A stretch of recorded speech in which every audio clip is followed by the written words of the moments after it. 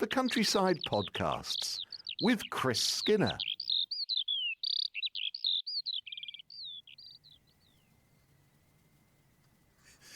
It's really early in the morning. The sun's yet to rise, although it's quite light already. Matthew will be along later this morning, and we're going to celebrate the willow trees that grow on High Ash Farm. We've got all 5 species of them, 2 of which are quite large trees, the white willow and the crack willow, and we'll be describing those. And why we're doing willow is that 200 years ago a special event happened in 1826, and I'll explain more about that when Matthew comes along. But to celebrate the willow, I sort of scratched my head a little bit, because there's lots to talk about the trees themselves.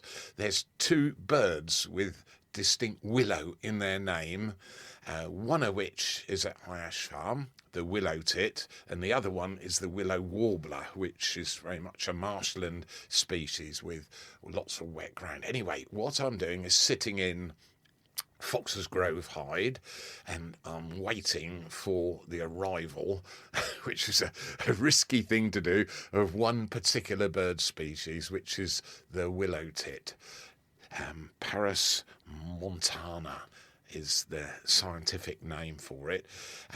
It's caused a lot of confusion in the bird watching world because it's got a look-alike, and it's almost identical, to the fact that it wasn't until 1900, about 126 odd years ago, that it was formally identified by bird watchers in the UK, only thanks to 2 German ornithologists that spotted some willow tit, which is slightly different to the marsh tit, on some skins in I think it was a British museum, and they identified them as willow tits rather than marsh tits.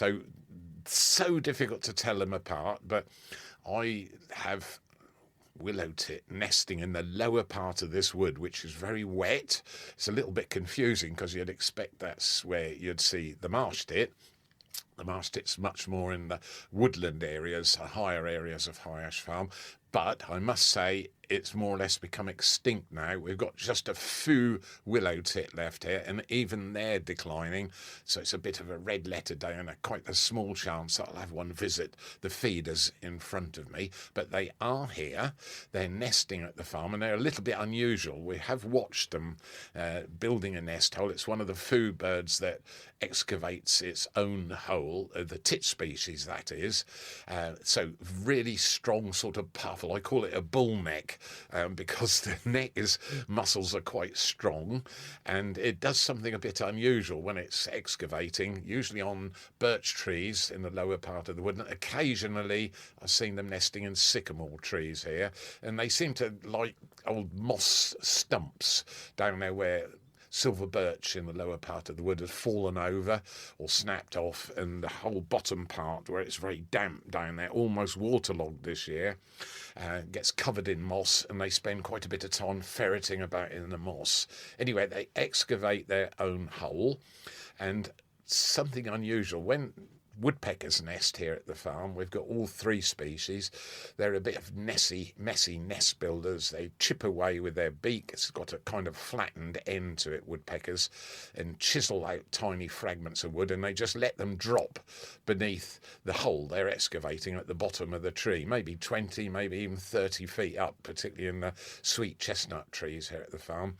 But willow tits do something a little bit different. They collect the little chips that they've excavated as they start to make the nest chamber, and they fly away with them and then drop them. And we've watched them. To start with, I thought it was really early nesting pair, because I was watching. It's mainly, I think, the female does the nest building, watching them fly away and drop little bits, just as the swallows do in the stables. But they're collecting the poo from their young and dropping that away from the nest site. But willow tits do that with the little wood chips to sort of keep the nest secret, if you like. I was going to say secreted, but it's a tiny hole. Sometimes they will use woodpecker holes here, which we've got lots, and just carry on excavating, and then they make a little nest cup at the bottom, often lined with hair, not moss very often, which you'd expect, but just various bits of dried grass. They seem to like that. So if I describe them, they're sort of basically collectively Martian willow tits are called brown tits, and that's probably the best way to describe them. They're really indistinct, except they're the two main species that got black heads. I know great tits have black heads, but the willow tit in particular, the black extends right down onto the back a little bit, and there's some pale kind of stripes on the wing bars, which helps you identify them, because this is where it's quite handy to used to be able to separate them when sitting in this very hide.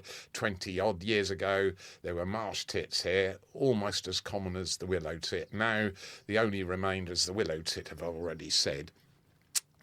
So incubation of the eggs, egg numbers are quite high with the willow tit, 7, 8, 9 even, with the marsh tit 6, 7, maybe 8. Incubation around about a fortnight, mainly by the female, and she leaves the nest in short bursts, comes back, she just has a feed or a cleansing flight, and then comes back and really gets on with it. And then the fledged chicks. Oh, Robin just come in. And by the way, while I'm talking, there's blue tits and great tits and coal tits visiting, long-tailed tits. I had a great spotted woodpecker. Bearing in mind it's only just light now, so the birds are getting on really early feeding. Oh, a pair of robins, that's nice, on the cereal feeder, the corn and sunflower mix on my right hand side. So 4 lots of feeders in front of me. The left hand feeder is fat balls. It's quite a large cage, so it's squirrel proof, and there's about a dozen really high quality fat balls in there, and it's swarming with blue tits and coal tits as well. And give you an idea of the comparable size, whilst I'm waiting patiently, fingers crossed, for a willow tit to arrive. Willow tits are slightly smaller, if anything, than the blue tits that are in front of me, and the coal tit as well. So the coal tit also has a black top to its head, but it's split down the middle with a white stripe. But that helps you in some sort of idea to give you, because coal tits are fairly common here at the farm in this particular area of woodland. So it's quite difficult to keep talking when you're waiting for something to arrive, describing everything else that's going on around. But the star of the show looks as though it's not appearing at the moment. But bearing in mind this, because we're more or less at the middle of March already, half the month has gone, and I'm really surprised because they have been visiting the hide. Several people have seen them and sort of given me a nudge to say, you've got willow tit in Fox's Grove, well done. Sort of something like a red letter day for many people who study these birds. And so there we are. It's hopefully we will keep going here for another minute or two. Oh, long-tailed tit just arrived. That usually signifies there'll be half a dozen here. Yep, 2 are here, both on the fat ball feeders. Absolutely beautiful. Again, they've got that white stripe down the middle of the head. All members of the same family, the tit family. So they're beautiful, and they're just scurrying about. That's gone in through the cage quite easily, and it's pecking away. That's the long-tailed tit. So long-tailed tit because the length of the tail. They're all interesting, and many of them are garden visiting birds, but it's a lucky day if you have either marsh or willow tit in your garden, unless you're in a particular area out perhaps in the countryside. They're scarce. Nobody quite knows why the numbers of particularly the marsh tit declined so dramatically in the last 20 odd years, but because the habitat's right here for them. It's 1, 2, 3, 4, 5 long-tailed tits. That's a sight and a half. Absolutely beautiful. And they're all sort of getting ready for nesting, all of them. The blue tits greedily feeding on the fat balls. The great tit here, Paris Major, in front of me with the white cheeks, but also got the black head, although I said that the Martian willow tit are the only 2 real species. Oh, buzzard further up in the wood just flew across quite low to the ground, about 50 yards away. Grey squirrel just scurried across the trail. If I just stand up in the hide and look out to the window sometimes, which we did on last week's podcast, the stock dove are here feeding underneath the feeders. Oh, there is one right beneath me, almost where my feet are, right on the ground.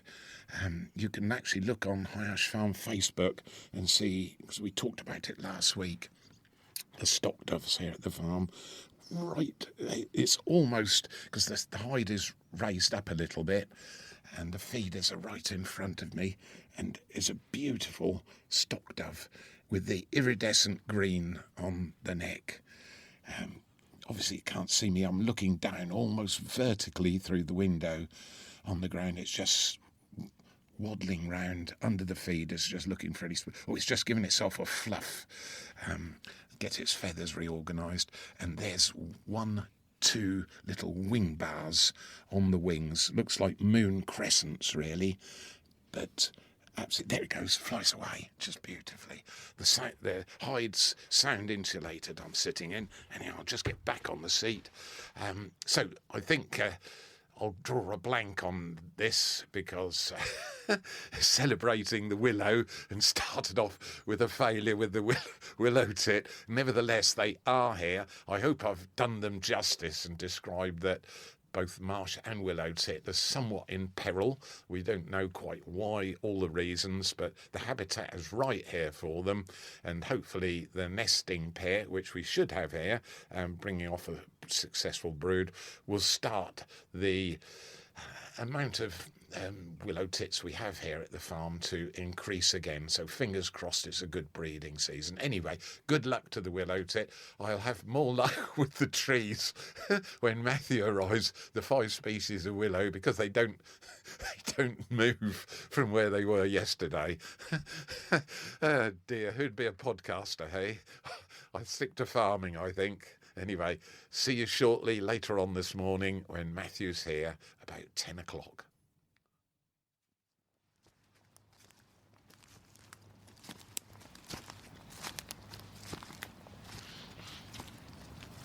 Wandering into a relatively new plantation of trees, not far from the farmhouse here at High Ash Farm, and here I find Farmer Chris. Matthew, good morning and welcome to High Ash Farm, and more importantly, welcome to an extension of Woodcock Wood. This was a newly planted area of woodland in 2006. And it's doing really, really well. It's filled with British native trees, about 6 or 7 varieties. There's lots of oak in here, some ash. There's an ash behind you, which at the moment is unaffected by ash dieback, and lots of long, straight trunks because the planting density is very close indeed. You did that for the wildlife. Yes, and the wildlife. So it's a lovely kind of understory. It looks a bit dour and grey at the moment, but within a week everything's now going to burst into leaf, and there's some hawthorn in the understory here. Just the little leaves, the little buds are just beginning to open up, and that will come into flower at the end of April or May. That's its other name, it's May. Now, some trees have brought themselves here because it's heavy, damp soil and it's clay. It's almost waterlogged here, so it was not much use for farming because it's close to the original area of woodland, which is called Woodcock Wood, and there are willows in here, and lots of them. So when you look up at the canopy, which just as we walked in, just through the back there, you could see some catkins, or little male parts. That's pussy willow. growing high up in a canopy. And just before you arrived, I came in here with my long reach secateurs and I cut one of the whips off high up from the canopy, and the bottom ones are the little pussy willows are just about finished flowering. They got some rain on last night and they were bright yellow, and they're called goslings as well. They look like furry slugs, don't yes, they? They're about that size. I suppose they do. I'll get Laura Cuffin, our dear photographer, to come and take some pictures of them. And the ones that you haven't quite come into flower at the top have that grey, hairy look and just amazing. But I love the sort of local name of them as goslings. because of this very white sort of furry. It feels like fur, doesn't it? It does actually feel like fur. But when you see a freshly hatched gosling sort of around Easter, or young ducklings which are bright yellow, it's that colour which is the pollen coming off. And so there are a total of 5 species of willow in the UK. 2 quite large trees, the white willow and the crack willow. And there are 3 species of pussy willows. Collectively, they're all called pussy willows, but they're also called sallows, and you'll see them again growing in damp places. The 2 larger ones usually grow by rivers and fast-flowing streams on damp ground, and gradually they're the ones that lean over the rivers. Massive trees quite often. Weeping. The weeping willow is a kind of garden ornamental species as well. That's one with the actual branches hanging downwards, quite famous and very ornamental. It looks like a large umbrella. You can grow them in your garden, very decorative as well, and bright yellow foliage on them sometimes. So lots of sort of crossbreeding, and that's quite interesting because the 2 larger species, the white willow and the crack willow, they can cross, they can interbreed, and it was discovered over in, I think it was Asia, that this cross was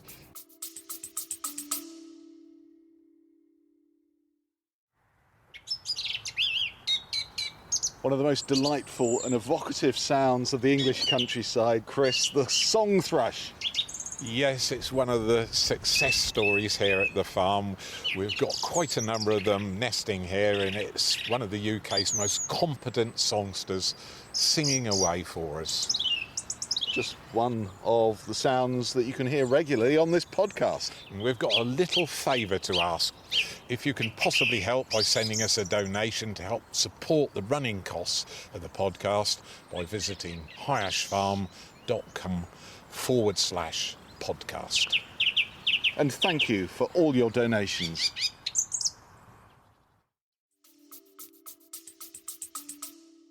Grown over there, but there wasn't really a use for it until somebody imported it and started to grow it in wet areas, which it likes, and it then became known as the cricket bat willow, which is a cross between the 2.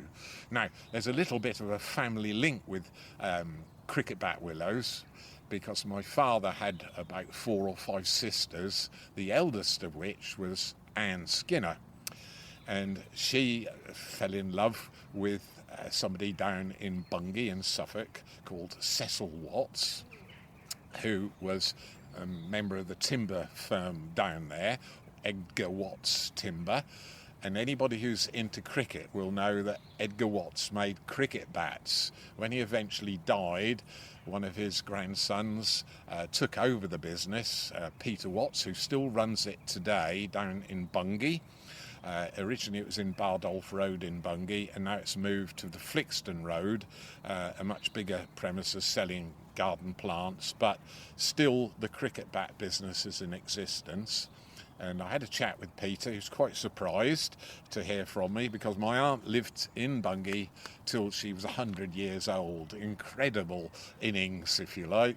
And boom, boom. Yes, the cricket bat industry still carries on, but it has changed hugely, because Peter used to make cricket bats, still keeps his hand in a little bit, he tells me, to make them. But most of the cricket bat willows, which only take about 15 years. It's one of the fastest growing trees that you can have in the UK.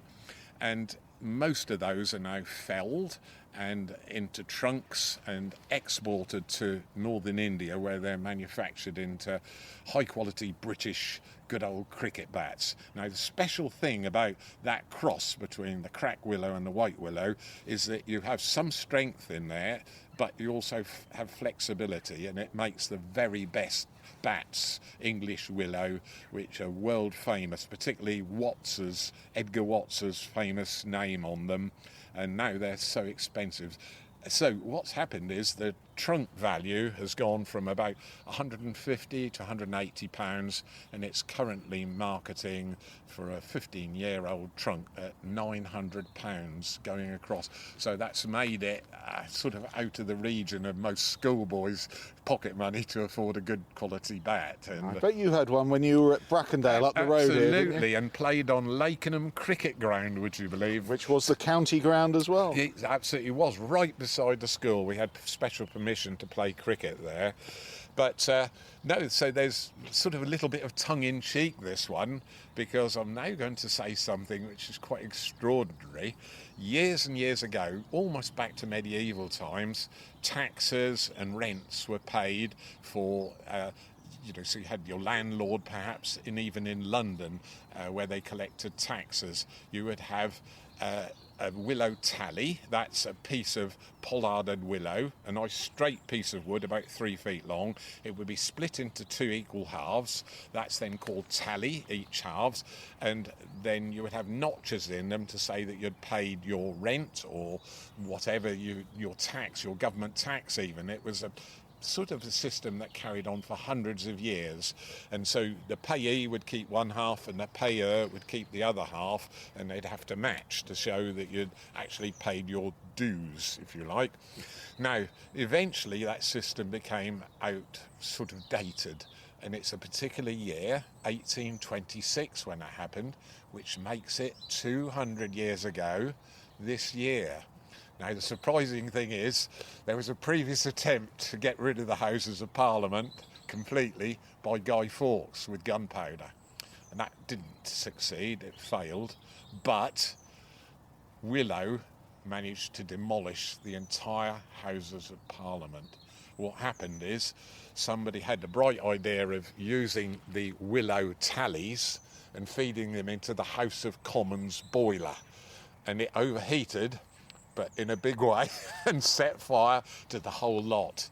And so Willow kind of owes its tongue-in-cheek because it got rid of the Houses of Parliament at the time. What you see now, that's a Victorian building, isn't it? Most of it. I think there's one fragment of the old Palace of Westminster left, but most of it went up in flames, as you suggest. Caused by Willow, would you believe? So a lot of history there. So it does make me smile. Oh, the sun's just come out and it's illuminating the willows high up in the canopy. So these are now growing, and the 3 species of pussy willow, we talked a little bit about the 2 main species, which are large trees. The pussy willows are generally all in the understory. Like these, they won't go any taller than this. They're about 20 feet tall, and they're doing really, really well in here.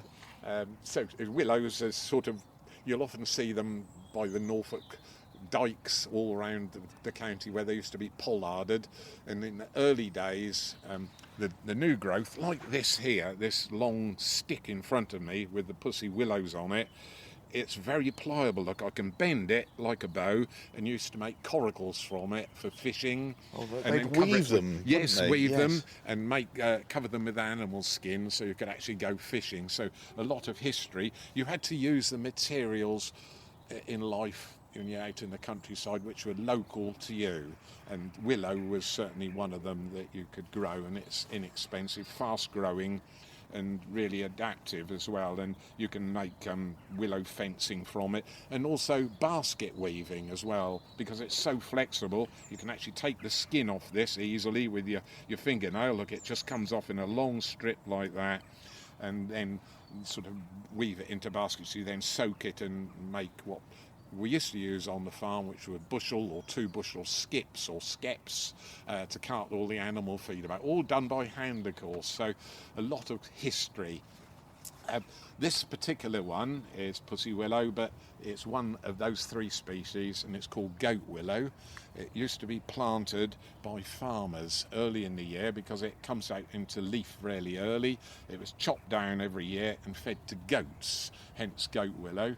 But later on now, these ones which have gone up, 20, 25 feet, absolutely excellent for the first food for bumblebees. This yellow here on here, which looks a bit damp from last night's rain, is absolutely one of the first vital bits for bumblebees when they come out of hibernation to get early source of pollen to take back and start the next year's nest off. So really, really important for that. Now, this area of woodland is a favourite from another photographer. He's called Michael Fairburn, and I've left him on the track a couple of Sundays in April and May. I put him in the cherry picker and walk off back to the farm. He's up 25 feet with his camera looking over the top here, and we have a species of butterfly in here called purple emperors. They're as rare as hen's teeth, really. You don't often see them because the rest of the year they spend up in the oak canopy, but they use these willows or sallow to lay their eggs on the willow leaves high up in this canopy above us, and he's managed to photograph them. One of our most beautiful native, sort of scarce, enigmatic butterflies that you can have. In a certain angle, when you look at the upside of the wings of the adult, it turns into a beautiful, deep, sort of purpley blue sheen. Absolutely amazing creatures, and they're here. Then they move over to the edge of the mature wood over there where there's lots of oak trees, and you need a pair of binoculars and a good neck to watch them because they spend all their lives up in the canopy. Occasionally they'll come down on the ground close to here. We've got horses here. We used to have cattle on the farm, and occasionally, but rarely, I would see them drinking the mineral juices from the dung on the cattle. They have rather a peculiar habit of doing that, but nevertheless there are some here, not in large numbers, but it's a red letter day if he manages to get a good shot of them, and he has done. So well done, Michael Fairburn, for alerting us the fact we've got purple emperors at High Ash Farm. So you're not thinking of branching out into the world of cricket bat willow then? No. It sounds like a good profitable business. It absolutely is, and that's the whole problem. People will now move into that because a large oak tree, you know, you're lucky if you get £400-500 for it, all dressed out, ready to load on a lorry. But a 15-year-old cricket bat willow for £900 ex-farm, now that is quite a crop. So you've set me off thinking. So there's hope here yet. Well, there's probably 100,000 cricket players in India alone. Exactly. There's that's thousands why, of cricketers in this country, and they all need new bats. Yes, they do. And the cricket bat, apparently, I've talked to Peter about it, the very best bats aren't at the centre of the trunk. The wood is a little bit too rigid. It's got to come from the clefts around the outside of the trunk. They're slightly more flexible, and he started to tell me all the details. So it's a really interesting sort of sideline, as it was. People right by the edge of rivers would let out, allow trees to be planted, and then the Edgar Watts company, still in business in Bungay and Suffolk on Flixton Road, would come along and fell them after 15 years. Get lots of complaints every time you take the willow trees down by the river. He'd be flooded out with complaints wherever they do the work, still is, and then people will understand they're going to be replanted and grow again as a new crop. But an interesting diversification. Absolutely. And I'm a cricket fan, so you thought that we'd include I did bring in the family link. Wonderful. Good old Anne Watts married Cecil at the time, and that's a brother of Peter in the current business down there at Flixton Road in Bungay. And yes, so I've been stamping my feet up and down in excitement, and I've been doing a bit of worm charming, Matthew. Look, that's a beauty, isn't it? That it's worm. just come out on top. Rat the terrier doesn't quite know what to make of it. No, he's eyeing it up. and he can see something's moving there, and his ears are cocked forwards. He's being on best behaviour this morning because he's had a letter, which we'll get to in a little while, of complaint about his behaviour of barking and spoiling the ambience of the podcast. So he's being well behaved. No, he's chewing a stick now. I think that's allowed. Yes.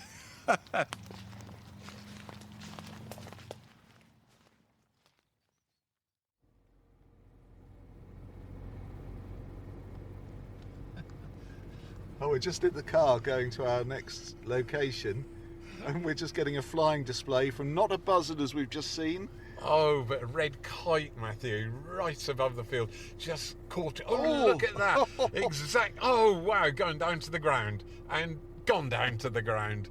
Wow, that was incredible. Just falling out of the sky. It just spiraled down exactly where its name comes from, like a child's kite on a piece of string. So somebody pulled it in, and it's just come back up again, and it's just quartering the field now. And we're getting that impression of the colour as well. Yes, that red, that deep sort of orangey red. When they were named, there wasn't a proper word for orange at the time, so it's ended up being red, a red kite.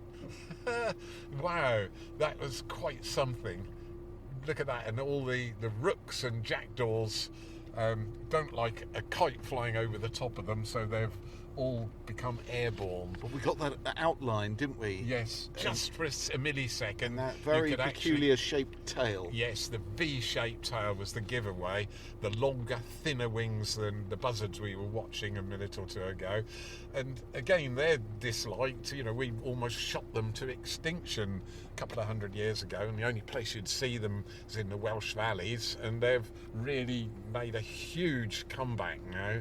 So whilst it's not a daily sight, it's certainly 2 or 3 sightings a week here at High Ash Farm. We have red kite, and particularly when we're mowing the hay, if you have sadly casualties of a rabbit being killed or small mammals, then the kite just quarters the field. In fact, I think it was the year before last, we were mowing this very field, topping it, and there was 5 kites behind the mower, just a whole kind of flock of them. It was like an everyday sight, and they're now beginning to follow cultivation equipment as well. It's a new one of what we talked about before, learnt behaviour of birds that learn where there's an easy food source. It's almost like a bird feeder, turning out worms, and the kites would again follow the plough. We've had it here with the mintill operations we carry out, which is a set of discs just going in a couple of inches, trying not to disturb the soil too much, and the odd worm still comes out, and the kites will grab that. So will the buzzards, so will the kestrels. It's quite amazing, and of course rub by hands because they're all very welcome here at the farm. That was a lovely sight. Well done. We've both seen a red kite, red letter day.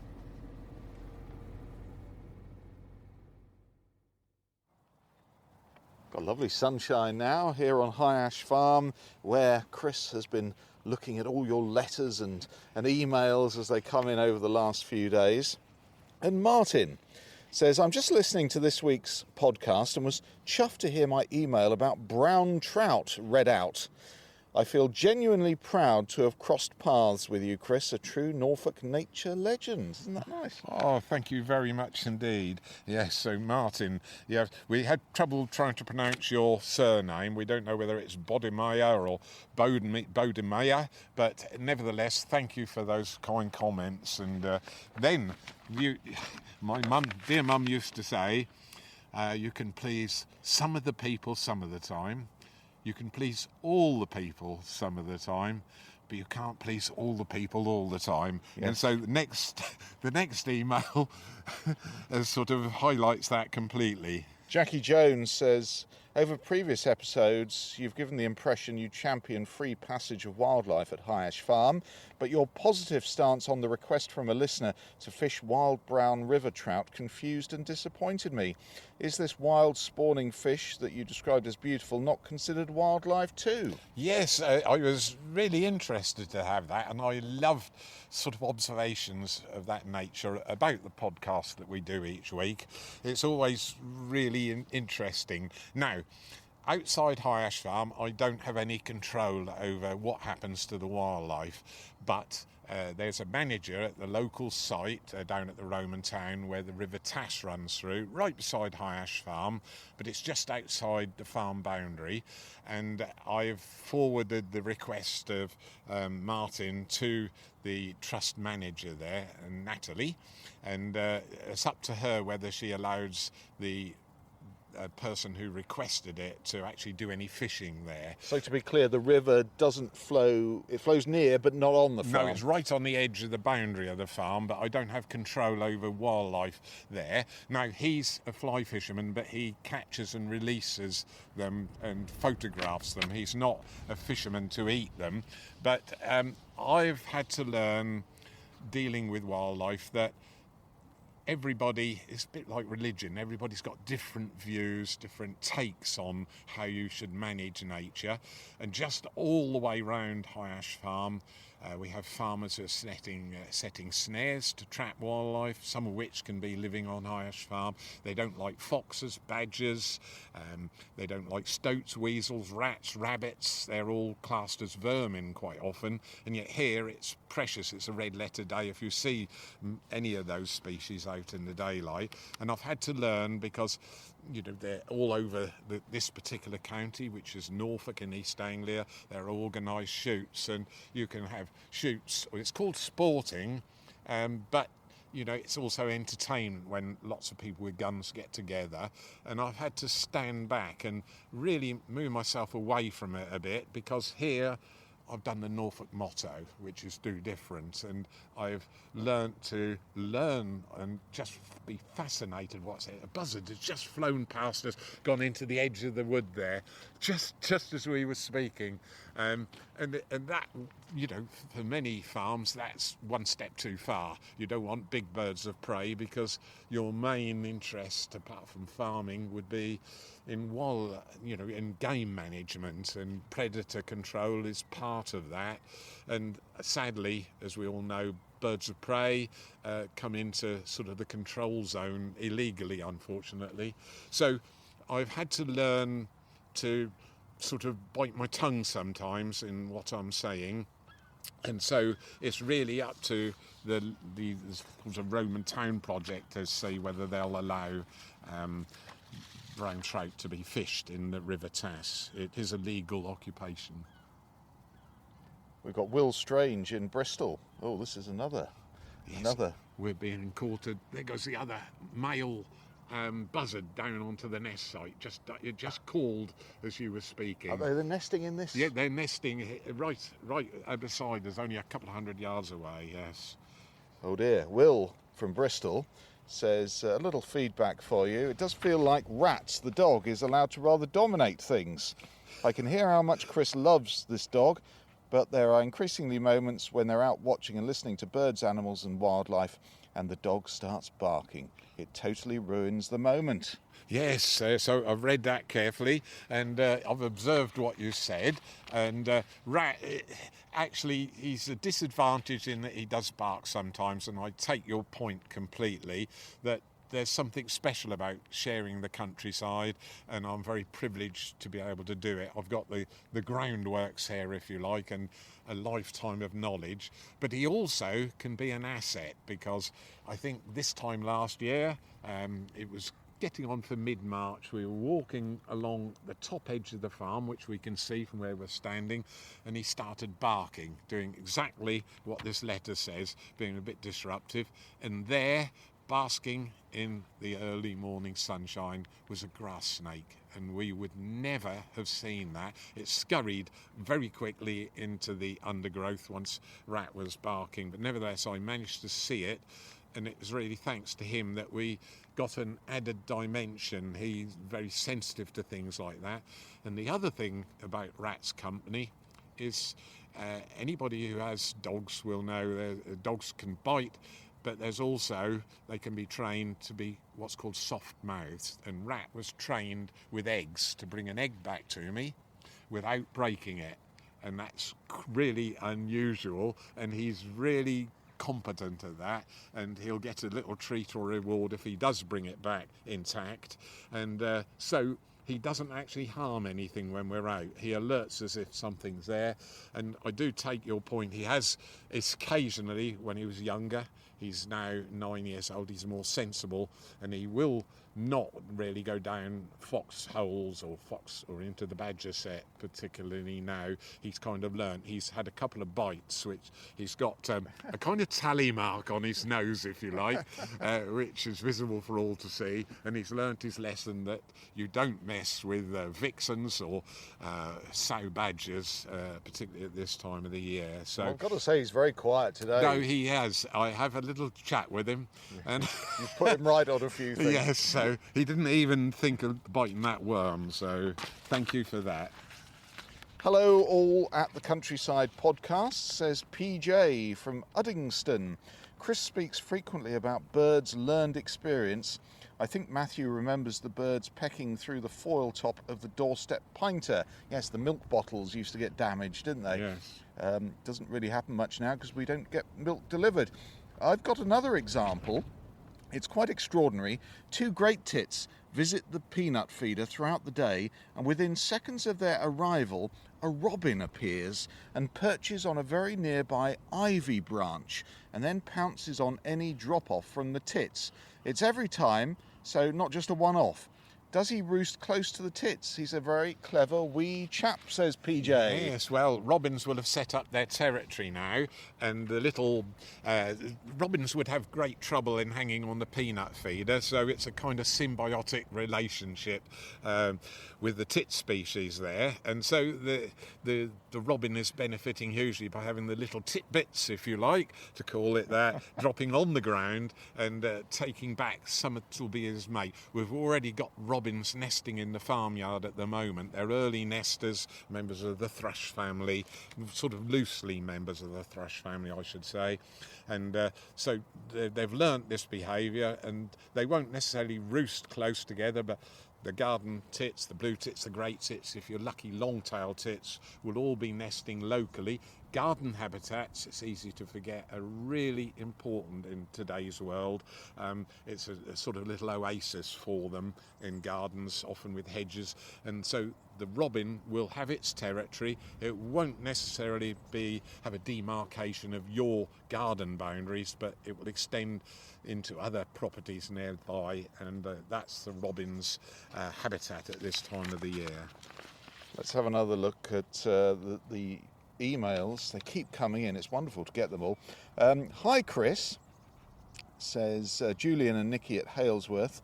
Hope you don't mind me texting you, but just wanted to say a big thank you for your kind offer to sit in your bird hide. We came, we saw 4 different types of tit, chaffinch, nuthatch, great spot woodpecker, jackdaw, amazing closeness to a lovely jay as well. Thanks again, Julian and Nikki. Yes, thank you. I saw this odd couple sort of standing on one of the farm tracks with a pair of binoculars, and they were really close to one of the hives, which were really well secreted, and so that was really quite rewarding. So I popped them in the hide and left them to it, and they contacted me. But they then later sent an email. Buzzard just come out of the side of the wood. Oh, what a view of that. Look at that. They see with the colours. Sunshine on, just almost disappeared against the background of the cloud there, but soaring round and just keeping its eye on what we're doing at the corner of the wood. So Fabulous. Julian from Halesworth then sent an email today. It's just arrived today. We might read it out later. And I should think he saw about 60 different bird species on his visit. He said it was the most delightful day and the perfect setting. Thank you, Julian. And thanks to everyone who's sent an email. Please do keep them coming. We do look at all of them, even if we haven't got time to read them all out. So to the usual address, the emails, and you can also find the address, postal address of Chris's farm online, highashfarm.com. And Chris, that's it for another podcast. Yes, thank you very much, Matthew. And it's a delight. The sun's coming out. The pussy willow's just coming out above your head, high up in the canopy. That's goat willow there, and great early pollen for our bumblebees. And you that chop- now coming out of hibernation. And you can chop it down and I'll walk to the middle and score a century. Yes. In our dreams, Matthew. I did once hit a 6. Did you? I know. Yes. Yes. What's that, the dice at the local pub?